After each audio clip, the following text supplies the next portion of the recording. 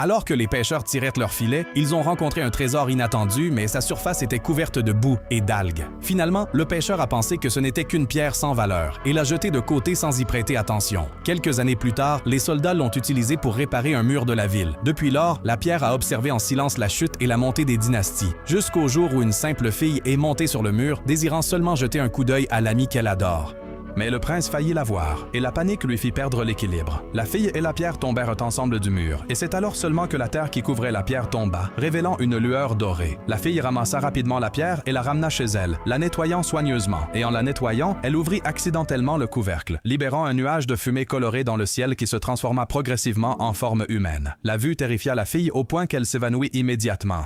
Heureusement, la créature était inoffensive et tendit rapidement la main pour la rattraper, et lorsqu'elle reprit lentement conscience, elle réalisa enfin qu'elle avait libéré la fée légendaire de la lampe. Pour montrer sa gratitude, le génie lui promit de réaliser 3 vœux, et cette fille, qui avait autrefois été esclave, rêvait toujours d'épouser le prince. Après avoir entendu cela, le génie sortit une bouteille d'huile magique et lui dit de s'en enduire pour éveiller le désir le plus profond dans le cœur du prince. Ainsi, la fille devint rapidement la favorite du prince héritier. Puis, pour sécuriser sa position, elle fit un 2e vœu au génie et espéra avoir un enfant pour la famille royale. Mais après être tombée enceinte, la fille devint incroyablement arrogante et se vanta de sa grossesse devant les autres princesses.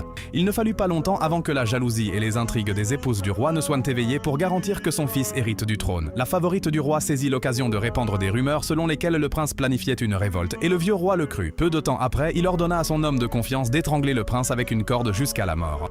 Lorsque le génie apprit la mort du prince, il chercha immédiatement la jeune fille et l'incita à faire le 3e vœu pour se sauver. Mais après avoir entendu que l'homme qu'elle aimait avait été tué, la jeune fille se résigna et refusa de demander l'aide du génie et s'enfuit à tout prix.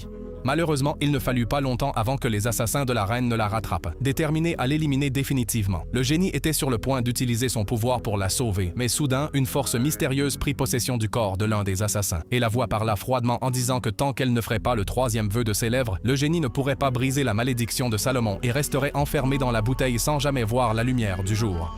Et avec la fin de ces mots, les assassins jetèrent la fille d'une haute falaise. Après la disparition de la force maléfique, le génie sauta derrière elle sans hésitation, mais finalement, il était trop tard et il ne put la sauver. Et en raison de l'absence du dernier souhait, le génie ne réussit pas à se libérer. Il fut scellé à nouveau dans la bouteille, et depuis lors, le génie errait dans le palais chaque jour. Mais peu importe ses efforts, personne ne le voyait jamais, jusqu'au jour où un petit garçon ressentit la présence du génie.